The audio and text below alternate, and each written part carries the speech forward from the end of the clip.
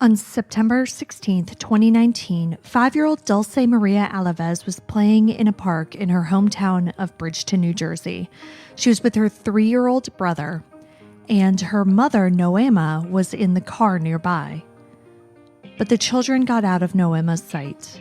And soon, Dulce Maria's little brother, Manuel, came to tell his mom that he couldn't find his sister. Now, nearly 2 years later, the town, the state, and the country are still searching for little Dulce Maria Alaves.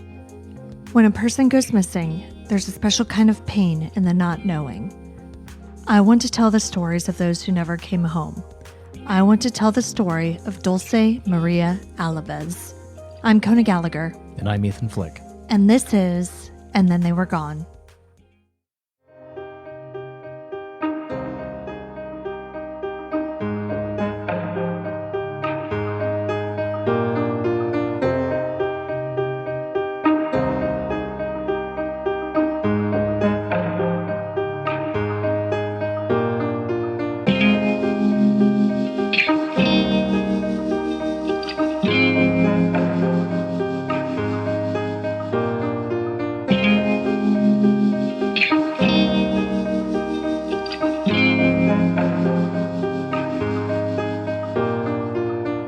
Welcome back, everyone. Welcome back. So this is part 2 of our story on little Dulce Maria Alaves. Yes. And for those of you who haven't heard part 1, obviously stop this and listen to part 1, because that's where we talk about the circumstances of her disappearance, kind of get into her background a little bit, and talk about the immediate investigation. But unfortunately, like all of the cases we cover, this one remains unsolved. And so the investigation has been going on for nearly 2 years now. Right. And so this week, we're going to talk about the investigation in its later months, basically.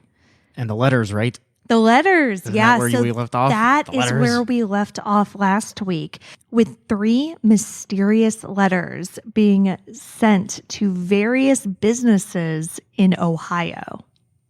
We have to stop with these cliffhangers. I know. I It's can't help killing me. it. I can't imagine how the listeners feel. I know. I'm sorry, guys. But yeah, this one there was so much going on. Like I was trying to wrap it up, and then we got to these letters and I just couldn't. And it was way too much for one episode. So we needed to go into 2. But before we get started with part 2, I would like to bring up again that next week we are celebrating our 1-year anniversary of the show. Yay. So thank you to everyone who has been with us since the beginning, who has bared with us through me trying to figure out like how to record a podcast, and Ethan talking. Yeah, me not knowing what to say on most of these episodes. Yeah. So thank you very much. And for those of you who haven't been with us since the beginning, that's fine. Don't worry about it. Like the first couple episodes are rough. And because of that, we are actually going to release a re-recorded version of our very first episode, which is Victor J.R. Shoemaker. Now, as you know, I write these episodes, I do the research, and Ethan does not know about the case before we record. Right.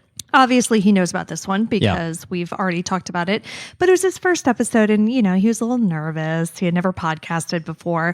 So, everything that he says is not scripted. So this isn't going to be the same exact episode. No, and I also have a terrible memory and can't remember anything about what I said on the podcast. So. Yeah, I mean, you can't remember things from 20 minutes ago. So this is basically going to be all new for you. All right, what are we doing again? Exactly. Yeah. So, so we are going to do that. And so even if you did hear the original episode, it will be kind of new, something a little bit different. And again, this is a local case for us, which is why we covered that as our very first episode. And it's one of the main reasons why I wanted to start this podcast.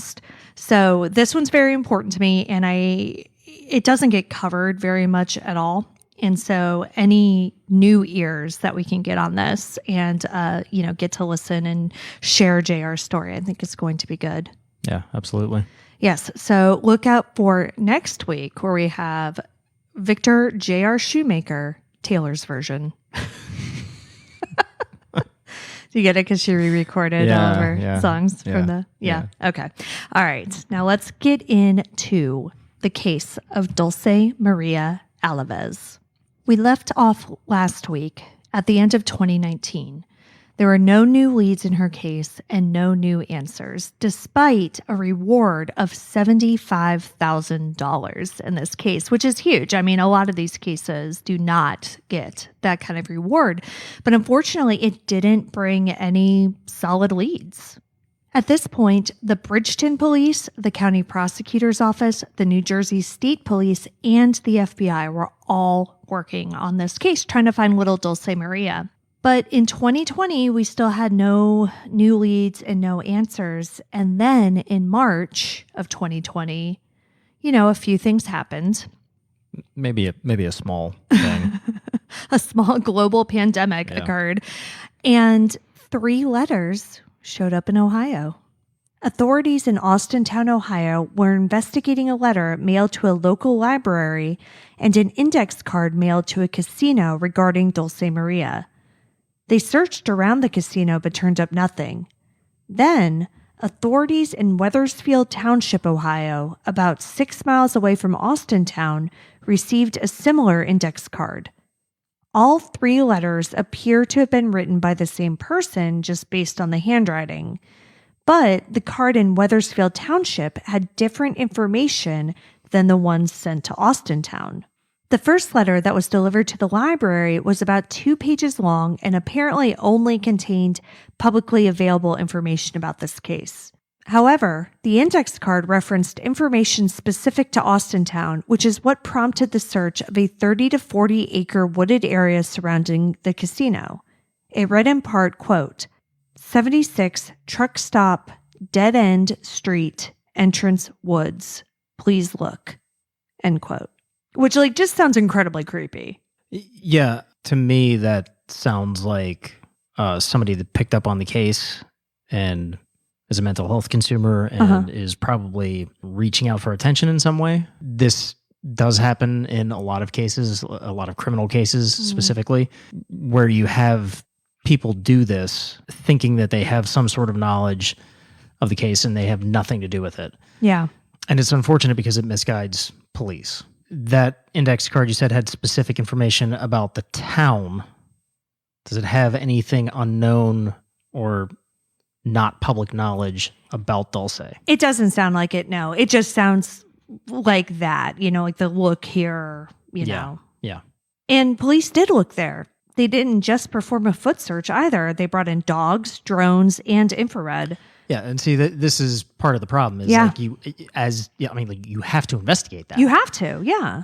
But the unfortunate thing is it's probably somebody who has mental health issues and does things like this based on whatever their mental status is at the time. They think they have knowledge of this case, and they don't. Right. Unsurprisingly, the search turned up nothing. Police did say that, the ground was still frozen at the time, which did hinder the dogs' capabilities. Yeah. And they did want to research, after the ground was thawed a little bit. But again, this was a while ago, so I'm thinking nothing came of it. But that wasn't the end of the letters. Jackie Rodriguez, who had been acting as the Alaves family spokesperson, said that she received mail too at her P.O. box. 7 slips of paper scribbled with random phrases, but nothing specifically about Dulce. According to NJ.com, she could make out some words including Alaska, Mexico, border, 1776, Civil War, New England town, and Kids' Homes Orphanage. And to your point, to Jackie, the content of the notes, as disjointed as it was, did seem somewhat familiar to her. So to her, it seemed a lot like the messages she had been receiving from so-called psychics on social media. There we go. Yeah. Jackie at the time was running the Find Dulce Maria page and would get tips from psychics constantly, telling her where to look. But regardless of the intentions of this sender, She was not pleased with receiving mail like this, and this was her P.O. box and not her home, but she still told reporters, quote, "It's scary because now it's near my family." Right. End Yeah. quote. Yeah, I just, ugh. Unfortunately, that's the world Yeah. in which we live. This happens in a lot of cases that garner public attention. Mm-hmm. Just is what it is. It sucks. Yeah. And it makes everybody feel uncomfortable. Right. And it And it wastes resources. It wastes Yes. time. It's awful. So I don't want to spend too much on these letters because unfortunately I don't think that they have a lot of insight into what happened to Dulce Maria. But I do have to talk about this next part. okay. And this is a total coincidence. And I know you say that you don't believe in coincidences, but this is a coincidence. And I think you'll agree with me, but it still really gave me chills as I was reading it. So if you'll recall, if you're a regular listener, we brought you the story of Sofia Juarez a few weeks ago. She was another little girl who went missing. She was also Hispanic. Her mother was also a single mother who gave birth to her when she was a teenager, and she went missing right before her 5th birthday. But Sofia went missing in 2003 and was from Washington State, clear on the other side of the country. So, again, it's not like they were in the same neighborhood or anything like that. But this is the creepy part. In that case, there was a TikTok video that emerged of a woman in Culiacan, Mexico. She claimed to have been kidnapped, and authorities were wondering if she could be Sofia. So that index card that I mentioned that was sent to the casino, there was a return address. And the address itself was illegible, but the zip code was Culiacan, Mexico.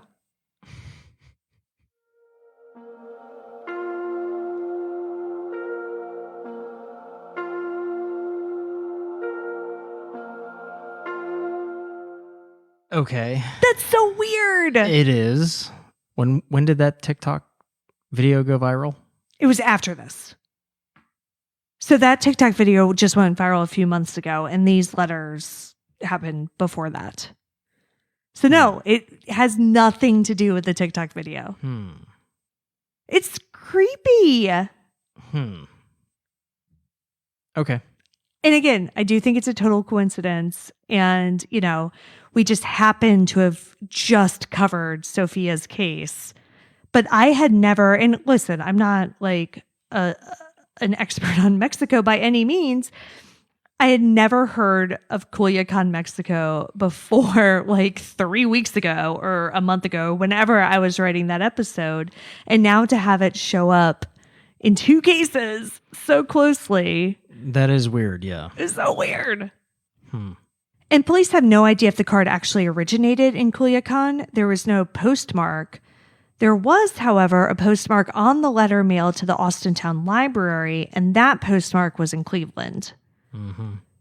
The one search of the woods is the only one that police ended up conducting based on these creepy-ass letters, and police and family, of course, fear that it's just all a big hoax.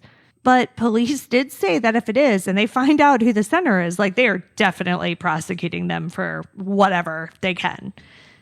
And again, going back to the Sofia Juarez case, that guy who got prosecuted for telephone harassment, they will find something. Oh, yeah. And look, you send something through the mail. Look, postal inspectors, they're just waiting around for cases. Oh, yeah. They've got to be incredibly bored. So, I don't know whether they're incredibly I feel it's bored, mostly but, people sending drugs through the mail. So, this yeah, might be a little bit more interesting. But you bet your ass they're going to be all over it. Yeah, for sure. So, heads up to that person. Yeah, now you're talking federal indictment, too. Yeah. Investigators, of course, are getting frustrated because this isn't the only potential hoax or false information that was going around in this case. In October of 2020, a post that made the rounds of social media said that Dulce Maria had been found dead. County prosecutor Jennifer Webb McRae had to get online and assure everyone that this was false. She said, quote, "Information like this is a distraction to the investigation and causes unnecessary grief to the family of missing child Dulce Maria Alaves," end quote. Yeah, which is so fucked up. And Yeah. we recently retweeted somebody's daughter went missing, and he was a Twitch. Yeah. Twitch? Is that what it is? Like, I was following it on Twitter, and he was posting updates constantly, and some sick fuck made some YouTube video saying that they found video footage of his daughter drowning or some shit. Jesus Christ. Yeah, it's terrible. I missed that. She came home. Oh, yeah. So she's safe. So I did know that. safe, Like, she's back home. She's safe. But yeah. What the fuck? Oh, yeah. No, What I know. is wrong with people?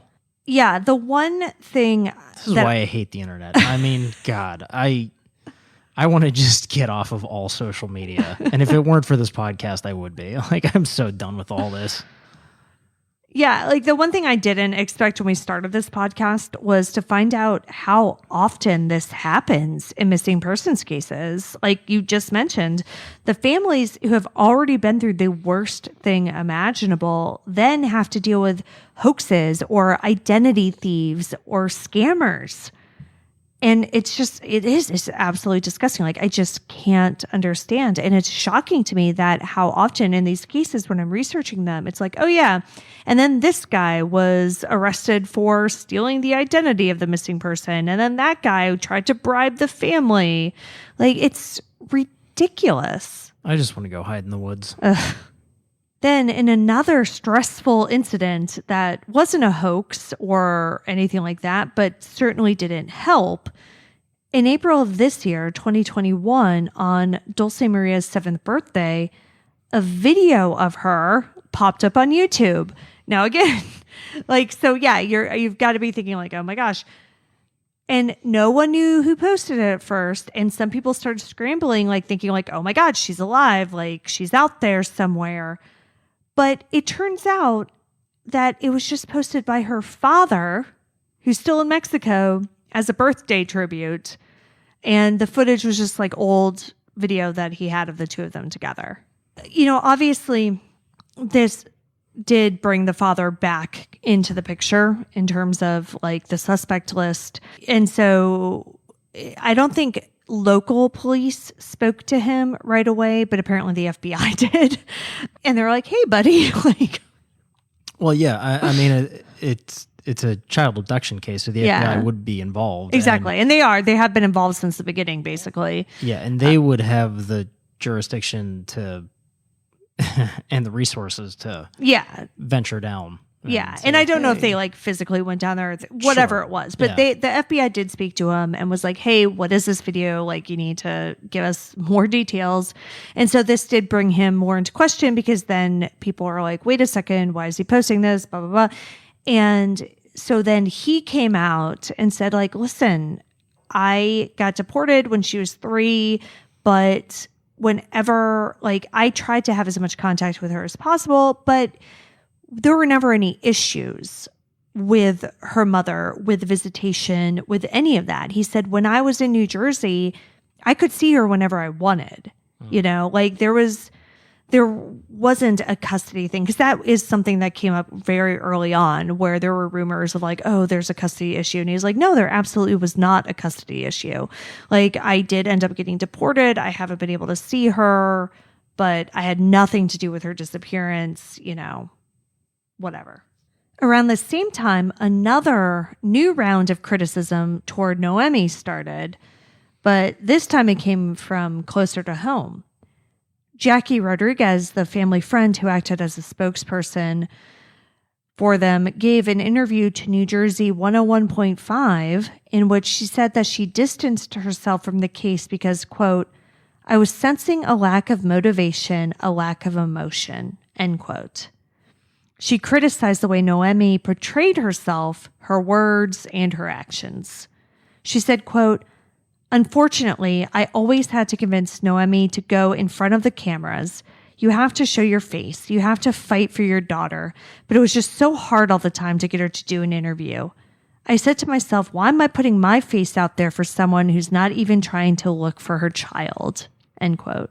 Okay, but we've said this before. Like, you cannot judge somebody going through such a horrible ordeal having not been through that yourself. And also, even beyond that, you don't know what mental health issues Noemi may have. People react differently to different things. And you said she even said she has a history of depression. Yeah.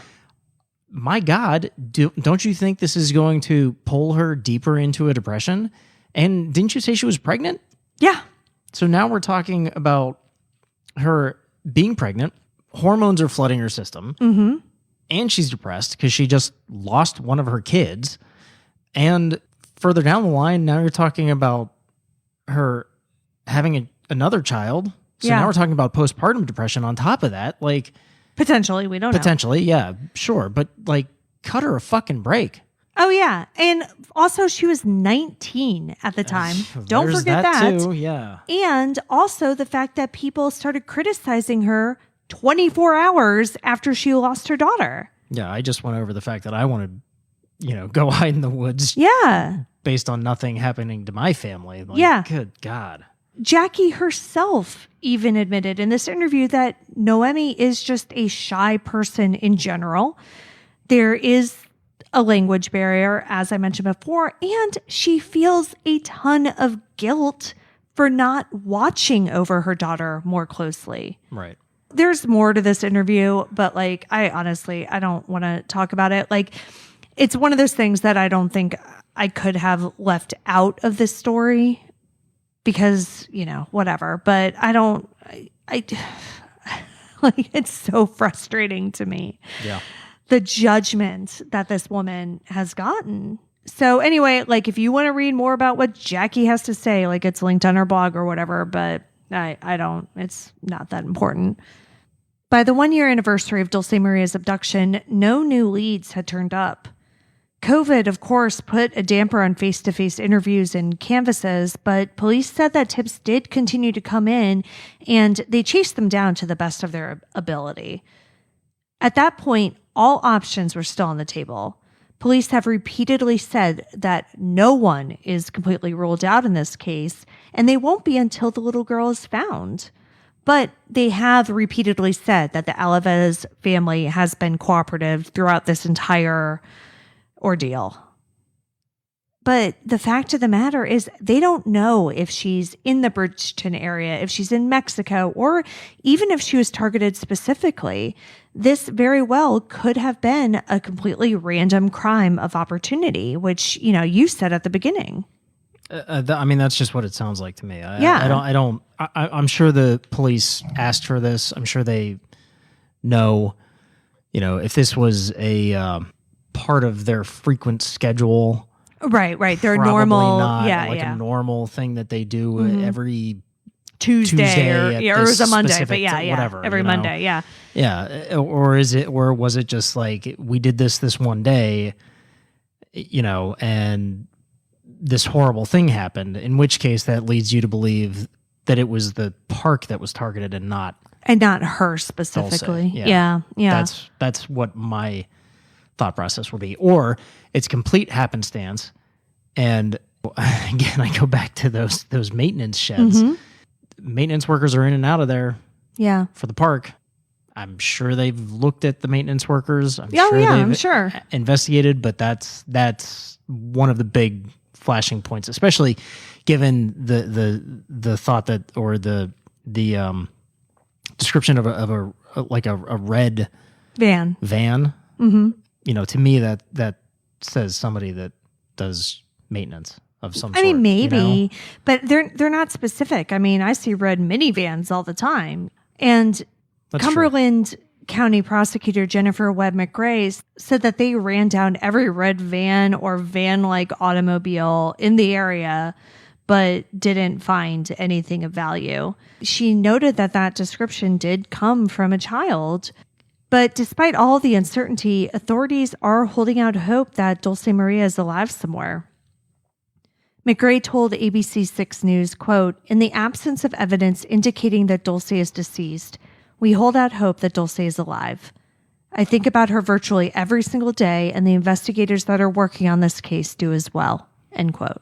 And that is should be the basis of every missing persons case. Until there is a body found, they should not assume that it's a homicide, Right. that it is a missing person and that they will be found. And we have seen this time and time again where investigators jump the gun and say, well, it's been 2 days, 3 weeks, whatever. Got to start looking for a body, which cuts out a whole lot of other potential leads that you might run down if you're still looking for a missing person. Well, and it does, but I think there's a difference between that and doing the two concurrently. Yes, yeah, right? yes, of course. You search the areas that you would expect to find a body. Yeah. But you don't exclusively do that while not following up leads that could potentially lead you to them being alive. Yeah, right. Because, in this And case, you don't also randomly reclassify something as a homicide, which I've also seen. yeah. And in this case, like, for instance, they did search that lake nearby immediately, right? Yeah, sure. But that didn't mean yes. that they were giving up on anything. It just meant that they were exploring all options, which is Right. what you're supposed to do Yes. in a case like this. So kudos to Bridgeton PD. And especially because, again, they got outside help immediately, too. Yeah. They didn't try to play like, oh, if we need them, I guess we'll ask somebody. Like, they immediately used every resource available to them. And to be fair, it is easier to do that when you're dealing with a child. 5-year-old Yes. child as opposed to an adult. Right. I mean, there is the reality of the world, but, I still do want to point that out. Like, they have the county prosecutor's office investigators working on this. They have the state police. They have the FBI, and they have had all of those people working on this from basically the very beginning. Yeah. Kudos to them. Good job. Now in 2021, it's been a year and a half since anyone has seen Dulce Maria Alaves, but her family hasn't given up hope, and neither have the Bridgeton police. I mentioned earlier how they understood that the relationship between law enforcement and the city's immigrant community was causing issues in the investigation. Dulce Maria's mother, Noemi, said, quote, "For the community, when everything started, they were scared they were going to get deported because Bridgeton is mostly Mexicans," end quote. Since then, the police have actually taken steps to fix that. In addition to the chief coming out several times and saying that they didn't care about anyone's documentation, the city's police athletic league launched an indoor soccer league to foster trust between the community, children, and the police. More than 40 children are involved in the soccer league, and the program also offers counseling, GED classes, and nutrition courses for parents. Bridgeton police officer Josh Thompson told ABC News, quote, "What we really wanted to do was really go out and extend our hand to let you know that we were really behind you. So we offered up some more programs," end quote. And I know that one of your favorite topics to talk about is community policing. Yes. So I'm going to tee this up for you right now. Oh, God. According to an article in Al Dia, quote, in 2007, the Metropolitan Police Department in Washington, D.C. implemented a new policing strategy to reduce violence by rebuilding the relationship between the police and communities. By having the officers go into the neighborhoods and get to know the people they protect and serve, they gained trust, and the city saw its homicide rate decrease by more than half in the subsequent 5 years, end quote. Do I get to react now? Yeah, I gave that to you. I set this whole thing up for you. All right, go. This, fuck. I get so infuriated by this. Community policing is not a fucking new concept. I mean, good God, there was a terrible movie made in the 80s called Police Academy. Are we talking? This is the second time we've brought up Police Academy on this podcast. Yeah. I don't remember. Like, oh my God, Police Academy, Citizens on Patrol. Like, it was the whole thing about community, and it was a terrible comedy, whatever. So I went to college and I studied law enforcement, and this came up in the historical perspectives of law enforcement, community policing. And yes, it was studied in the realm of certain things that went poorly, in particular concentric zone models and things like that outside of Chicago, but we won't get into any of that because that was less community policing and more just driving the crime or the impoverished out of a certain area. Anyway, the reality is that community policing, getting to know the community and protecting the community, not only that you serve, but potentially where you live, which is part of the whole reason why a lot of law enforcement agencies required in the past their police officers to live within the area. Right, in the past, but no longer. Yes, because there's the whole thing about retribution, and law enforcement became very scared about police officers getting assaulted at their homes, which is rightfully so. But you can still care about the community that you police. Yeah. By becoming a member of that community, not necessarily having to live there, but you can be a member of a community and not live there. Yeah, you just have to get to know the people. And again, it's about having empathy and about understanding that these are people. And I think a lot of the time, weirdly, that gets overlooked and they just become objects in your job or something. Yeah. And look, if any law enforcement out there says that I'm crazy, I will point to a story that one of my instructors taught me or told me about. So he was the first defensive tactics instructor I had when I went through the academy. And years later, I re-encountered him at a different training, and I had the privilege of introducing him as part of this class. And the class that he was giving was talking about respect, giving respect to the community and getting it in return. And he told this story about how he had always treated the members of his community that he was patrolling with respect. And, it was Miami, so, there were definitely times when respect was not given one way or the other. However, he always felt it was important to treat people fairly. So fast forward years later in his career, he's on a bike unit, a motorbike unit, and he was running a speed trap at some corner, and it was one of the speed traps where he would just do frequently. Somebody in that neighborhood knew him from an interaction that he'd had before, and he came out and told this guy, he said, "Hey, look, everybody knows that you run speed traps here on this certain day of the week." Mm-hmm. He said, "You've always treated me with respect and you did me right before, so I'm going to do you a solid. There's a hit out on you, and these people are coming to get you right now, so leave." Oh. Yeah. And he left because he was like, okay, bye. Holy shit. Yeah. But the point being, he had always treated, even though he had arrested this guy. Yeah. But he treated him with respect. And he gave him a fair shake, did whatever he could for this guy. Mm-hmm. And then it came back around. Yeah. And that's the point of community. You don't go in there and be a dick and give speeding tickets to everybody. You don't go in there and like hassle people when it's not necessary. You treat people with respect. You treat the community as though it's your community and get to know them. And you will get information. You will get help when you need it. Because guess what? Your backup is not always going to be there. But if you have the backup of the local community, you're going to be safer. Yeah.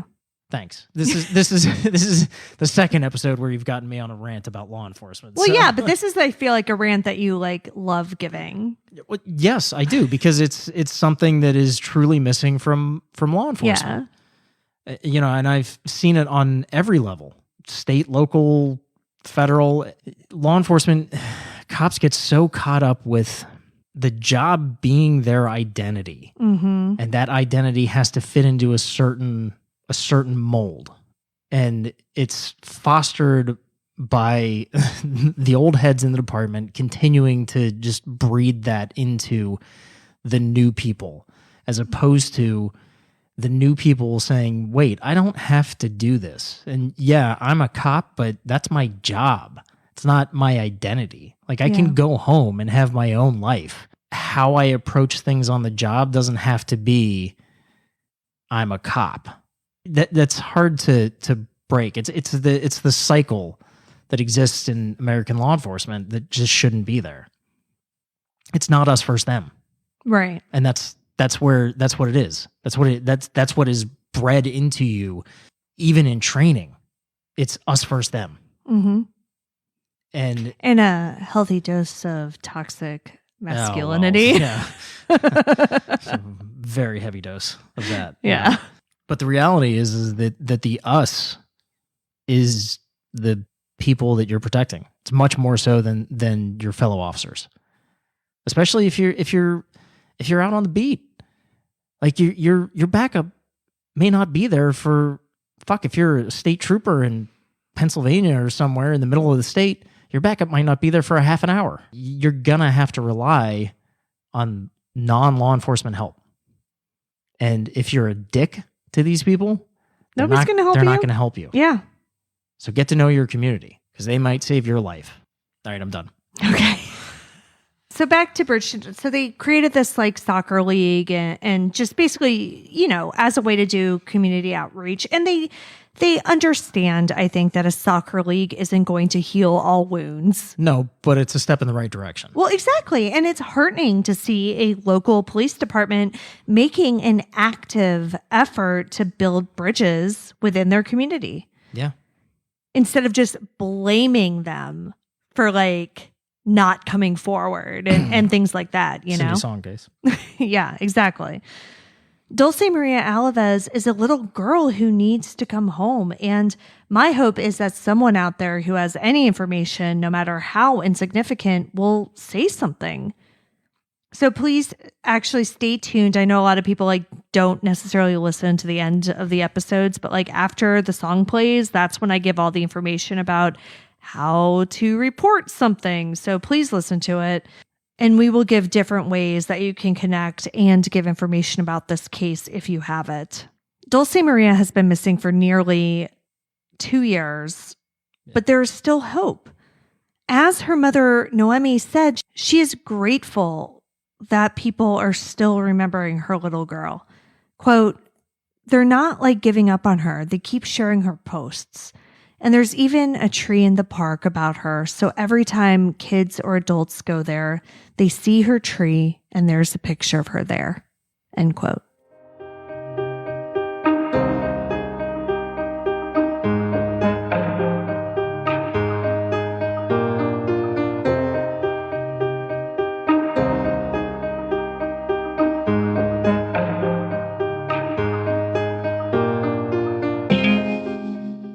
Dulce Maria Alaves has been missing from Bridgeton, New Jersey since September 16th, 2019.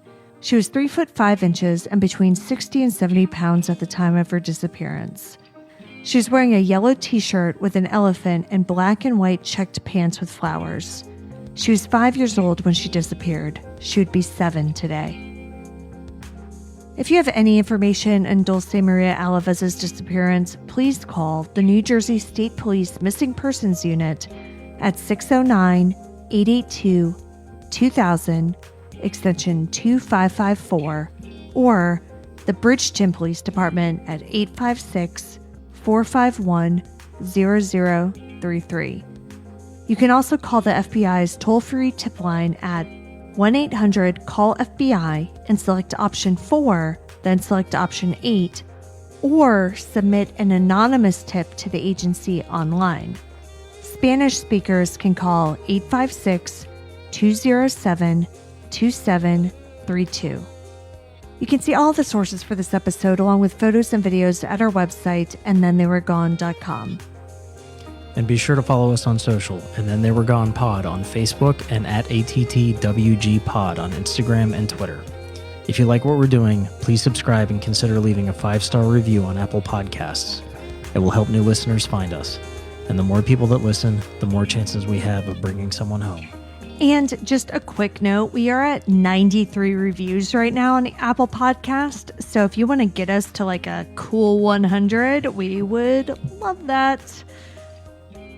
But in the meantime, we will see you here next week for a brand new episode. See you next week. And Then They Were Gone is hosted by Kona Gallagher and Ethan Flick. All research, writing, and editing is done by Kona Gallagher. Theme music is The Stork by Ketsa. Additional music is provided by Kai Engel. And Then They Were Gone is a Little Monster production. Hey, you can do it.